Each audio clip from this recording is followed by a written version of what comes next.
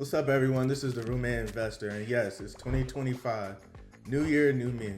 Today, we're going to talk about how anyone can get started in real estate and how I got started in real estate. I really just wanted to give some practical tip on just simple things you can do in your day-to-day life to kick off your real estate journey. So let's start with number one. The number one thing that I was doing when I wanted to originally get started in real estate was I was going to open houses and networking with the people there. I would Google open houses in my area every weekend, maybe Saturdays and Sundays. I would just go to 1 or 2 open houses every weekend. Doing this, I was able to make networks and connections with different realtors and just seeing what houses looked like, seeing what type of finishes people were doing on their rehabs, and just keeping myself in the game. In real estate, and really with anything, you just kind of want to keep yourself in the game. You don't want to go 2, 3, 4 weeks without seeing a house or being around or talking about it. Going to open houses was a great way to utilize my spare time and learn, and also just connect with different realtors in the area. And actually, I ended up making connections with investor realtors as well,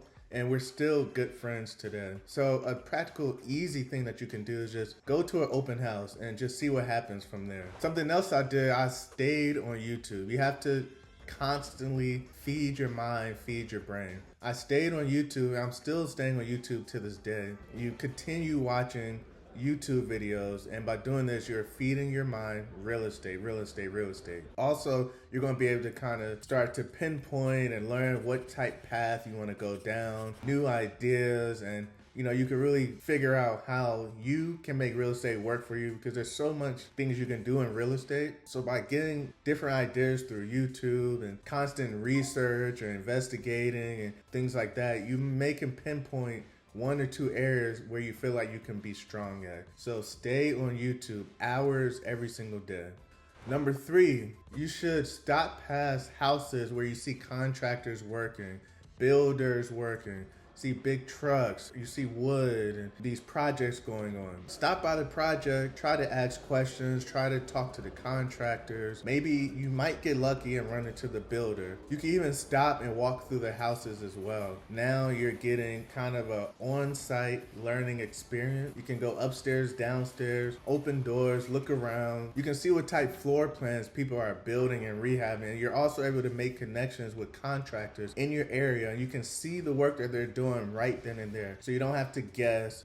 They cannot lie to you because you're right there looking at their work. So this is also a great way to, start building your team out for when you're ready to start, and finding those key guys, those key carpenter guys, those key tradesmen.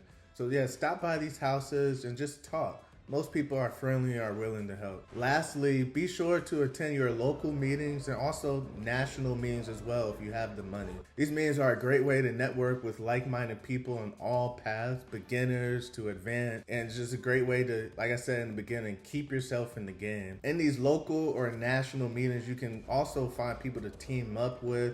You can find people like you, or maybe you could be introduced to a new idea and team up with someone who's already doing what you want to do. And you may have something that you can offer them to allow them to, help you even more, even partner up. But you never know unless you attend. I found a few of my, good friends and partners through these local real estate meetings, also through national real estate meetings, such as BPCon, the Bigger Pockets Conference, and things like that. Remember, all these are practical things that you can start doing today. You don't have to wait on anyone. You don't have to wait on anything. You could literally do these 5 things within the next few days. As a bonus tip, if you have the time, you can also be listening to these real estate audio books and or reading as well. This is a great way to continue to work your mind, continue to learn about real estate, continue to always keep it fresh in your mind. And as a result, you're going to grow little by little, day by day. You're going to eventually, become more confident and motivated to maybe pick up the phone and call a lender, pick up the phone